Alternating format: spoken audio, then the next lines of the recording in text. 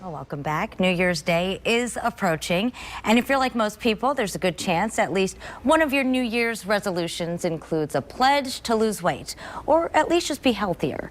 So to talk about how you can reach those goals, Holly Dykstra, a registered dietitian at Spectrum Health, is joining us now live in studio tonight. Holly, thank you so much for being with us tonight. Thanks for having me. So I know you sent a list to us earlier. So let's go over this list, because this is one of those things, so many people, they start off on the right foot and it is so hard to keep that momentum going when you get the resolution kicked in. Yeah. This time of year is when people are generally more motivated. Yeah. So the first thing that I think is important for a healthier you is to eat less of those refined carbohydrates and more of fiber-containing foods, which would be fruits and vegetables. Okay, because we always hear about that. You know, we try to cut down on the carbs. That's what we try to keep out. But boy, is it hard to do that. I think it is and it's not. It is when there's lots of food offered around you that, you know, have a lot of the refined carbohydrates in them. But fiber is a really great food because it helps you stay full. And so if you fill up on fruits and vegetables first, then you're less likely to be tempted to eat more of those refined carbohydrates. Because it takes about 20 minutes for the brain to realize the stomach is full. So if you eat your fruits and vegetables and whole grains first, you'll have less of a chance to eat those more refined carbohydrates. Okay, then. That's what I've got to tell my kids then, too. No, let's stick with your fruit first, right? Let's not get filled up on all the other stuff. Yes. Okay, and the next one you said, be mindful of what you eat.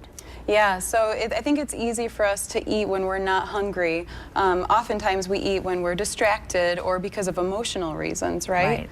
Or you're just bored and you're just thinking, you know what, let's just grab a snack. I'm sitting here, nothing else to do, I'm just going to snack on something. Exactly, or maybe it's a social function and you're eating because other people are. So I think paying attention to your actual hunger levels and thinking about how full you are versus how hungry you are, and getting yourself away from the television and eating at the table, eating slowly, enjoying your food, enjoying the taste of your food, not just eating for other reasons. Exactly. And this is something I think so many of us are guilty of. We eat at a restaurant, we grab some fast food, and you're saying no, stay home, make the meals at home. Yeah, I think making more meals at home is much better because number one, it's good for your budget, right?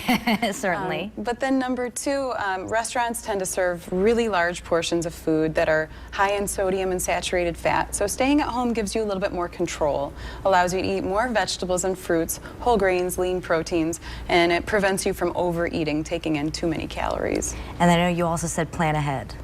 Yes, planning ahead is huge. So think about when you're hungry and you're out driving around. What are you going to probably do to get food? Stop at a fast food restaurant, of course. or grab a candy bar. So when you're home, you know, make a grocery list and stock your home full of healthy foods, or keep some nuts or a low sugar granola bar in your car. So if you do get hungry, at least you've got something to rely on. You know, in fact, I was visiting a friend over the holidays and they had kept just a bag of almonds right there in their car. And how smart is that? So much easier to snack on something like that and then not even waste the time to go through and get something unhealthy that you might have just been thinking about. Almonds are high in fiber too, so a win-win. Right. All right, and then the other thing too, and so many of us, it is so hard, but to get adequate sleep. Yes, adequate sleep is big.